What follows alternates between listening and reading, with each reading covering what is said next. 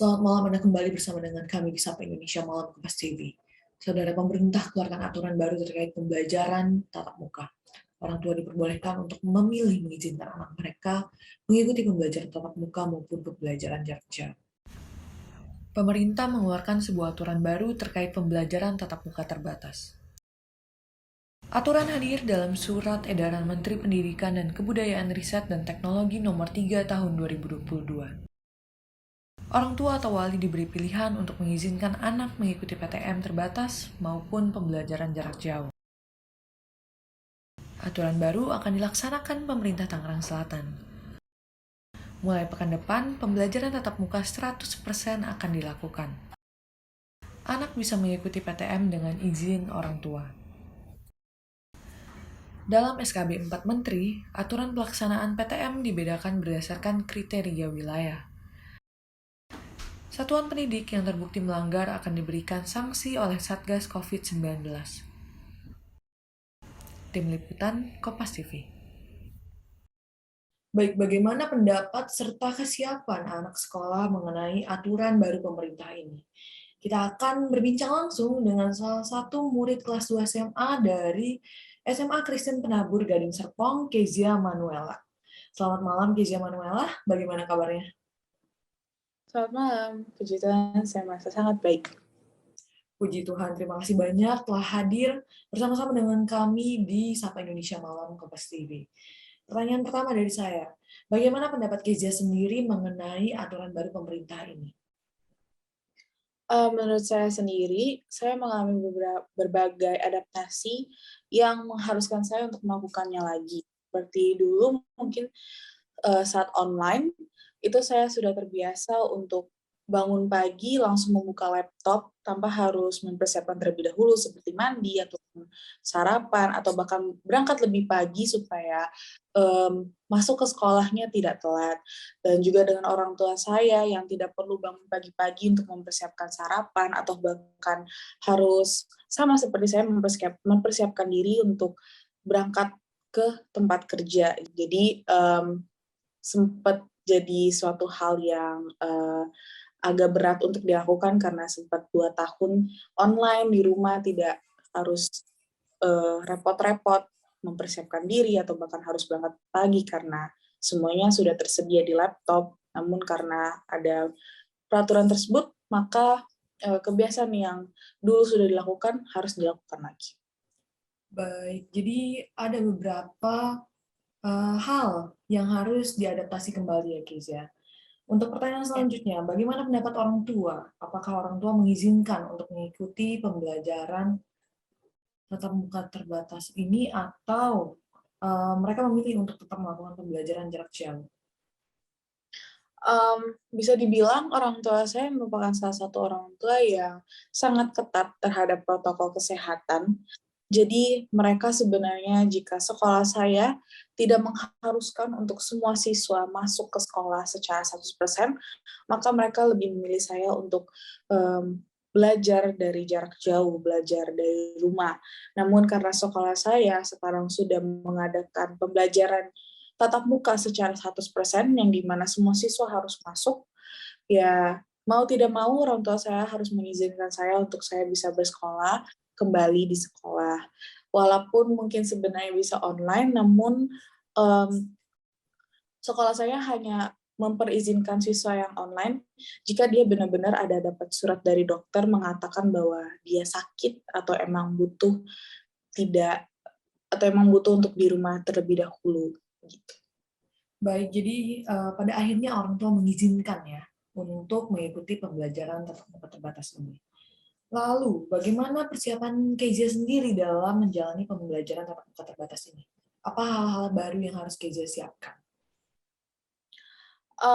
Mungkin saya harus mempersiapkan seragam saya karena jujur saja selama online ini siswa kan tidak terlalu memakai pakaian yang formal sekali dari atas sampai bawah menggunakan seragam. Ada juga pasti yang menggunakan atasannya hanya seragam, di bawahnya mungkin menggunakan celana pendek atau celana tidur, jadi tidak terlalu formal. Namun karena sudah ada pembelajaran tatap muka dari pemerintah, maka mau tidak mau harus menggunakan seragam secara formal. Dan jujur saja secara pribadi saya mengalami kenaikan berat badan. Jadi baju saya yang dulunya muat seragamnya ada beberapa yang sudah tidak muat lagi. Maka persiapan saya harus kembali lagi untuk membeli seragam yang baru yang sesuai dengan ukuran saya yang sekarang.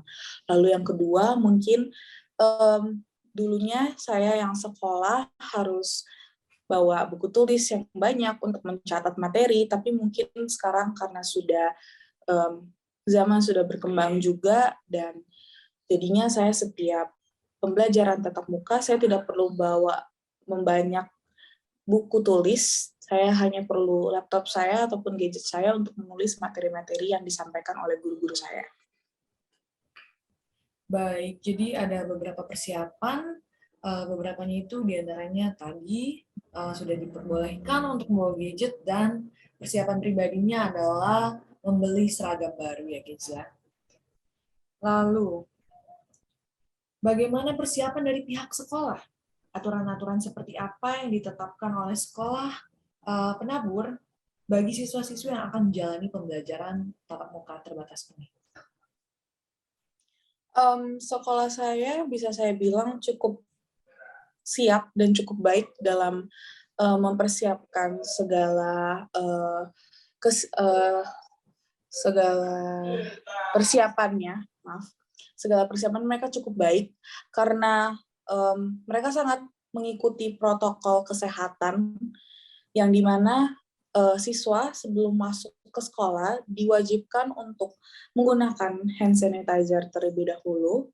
Kemudian setelah menggunakan hand sanitizer, lalu siswa dilanjutkan dengan mengecek suhu tubuh. Lalu baru mereka diizinkan untuk masuk ke kelas. Dan di kelas pun kami menggunakan sistem jaga jarak, jadi tidak berdekatan. Dan juga sebelumnya kami mengadakan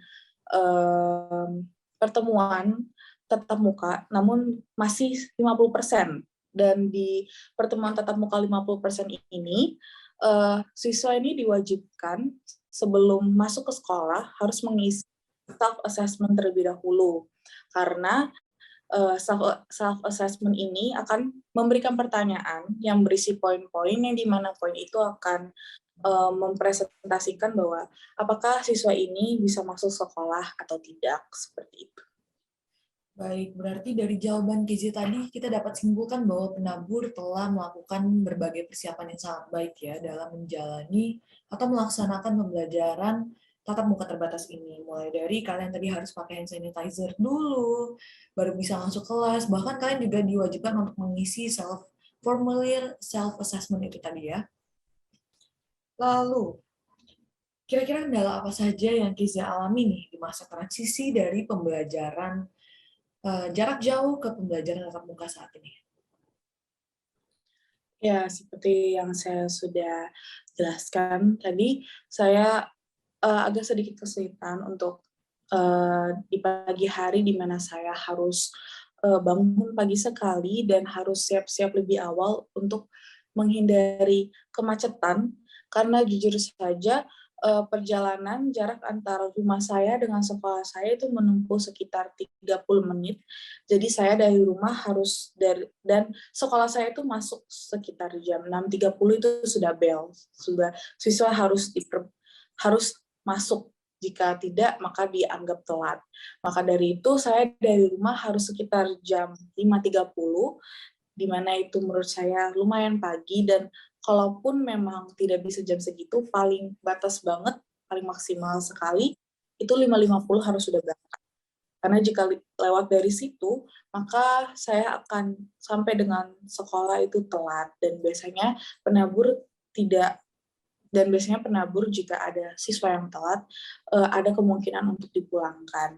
Dan juga setelah itu, saya juga harus menyesuaikan waktu juga dengan waktu masuk kantor mama papa saya. Jadi benar-benar karena sudah tatap muka, jadi pagi-pagi itu benar-benar kami sekeluarga harus pagi-pagi sekali berangkat untuk mengejar waktu dari rumah ke sekolah, lalu juga dari sekolah ke kantor mama papa saya, dan juga menghindari macet seperti itu.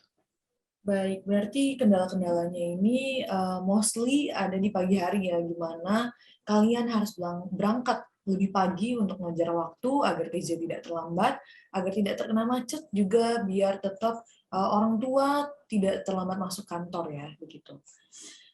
Lalu, sebaliknya, apa dampak positif yang Kezia rasakan dari pembelajaran tatap muka ini? Dampak positif yang saya dapatkan cukup banyak, karena akhirnya setelah 2 tahun ini saya bisa merasakan kembali bagaimana menjadi anak SMA yang benar-benar bisa merasakan sekolah offline, karena ini baru pertama kali buat saya di mana saya SMA, tapi belum pernah masuk sekolah sama sekali. Jadi mungkin yang pertama sekali saya menjadi bisa lebih paham materi-materi yang disampaikan oleh guru saya, karena secara online terkadang saya menghadapi berbagai kendala seperti WiFi saya yang terkadang suka lemot, atau bahkan guru saya yang suaranya suka tidak jelas. Jadi ada beberapa materi yang saya kelewatan karena kendala-kendala tersebut. Namun karena sudah pembelajaran tatap muka, maka saya bisa lebih jelas untuk dijelaskan, saya bisa secara langsung juga untuk menanyakan materi kepada mereka jika saya belum paham. Lalu yang kedua, saya bisa kembali ketemu dengan teman-teman saya, yang dimana setelah 2 tahun ini kami tidak bisa bertemu karena adanya COVID ataupun Omikron, dibatasi. Jadi saya bisa berkesempatan untuk ngobrol sama mereka lagi, bermain bersama mereka lagi, ketemu lagi, bercanda, tertawa bareng. Jadi saya bisa merasakan serunya kembali bersekolah bareng dengan teman-teman saya dan suasananya juga. Dan lalu yang ketiga itu saya juga bisa mengikuti event-event sekolah secara offline, tidak harus lagi menggunakan Zoom gitu. Baik, berarti ada begitu banyak dampak positif ya yang kamu rasakan. Mulai dari bisa bertemu teman-teman secara langsung, itu secara nggak langsung bisa memberi semangat ya untuk datang sekolah, semangat juga dalam belajar, dapat kesempatan juga untuk mengikuti acara-acara offline dari sekolah, begitu ya. Lalu, terakhir dari saya, sejauh yang sudah Kezia amati dan Kezia rasakan saat ini, kira-kira penyesuaian apa yang perlu dilakukan atau hal-hal apa saja yang perlu ditingkatkan dalam usaha pelaksanaan pembelajaran tatap muka terbatas ini? Mungkin menurut saya secara pribadi, jadi selama seminggu ini saya merasa saya sedang menjalani ujian akhir atau biasa yang disebut dengan UAS, dan karena pembelajaran tatap muka, jadi sekolah saya itu menggunakan UAS secara offline, yang dimana menggunakan kertas lagi, menggunakan pensil lagi, dan menurut saya pribadi akan lebih baik jika ujian selanjutnya atau untuk ujian akhir selanjutnya atau ujian sekolah selanjutnya atau bahkan ujian tengah semester itu bisa menggunakan alat-alat digital seperti menggunakan laptop atau menggunakan gadget mungkin, tapi mungkin yang paling efisien laptop ya mungkin. Jadi karena jujur saja kalau menggunakan kertas menurut saya tuh lumayan membuang waktu karena harus melingkar jawabannya, dan juga bisa menjadi salah satu tindakan kita untuk mengurangi penggunaan kertas. Baik, terima kasih. Kami semua berharap penyelenggaraan pembelajaran tatap muka ini ke depannya akan lebih baik lagi ya. Terima kasih juga telah bergabung bersama kami, Kezia, salah satu siswi sekolah penabur di Sapa Indonesia Malam. Demikian Sapa Indonesia Malam hari ini. Nantikan informasi-informasi lainnya hanya di Sapa Indonesia Malam berikutnya. Sampai jumpa.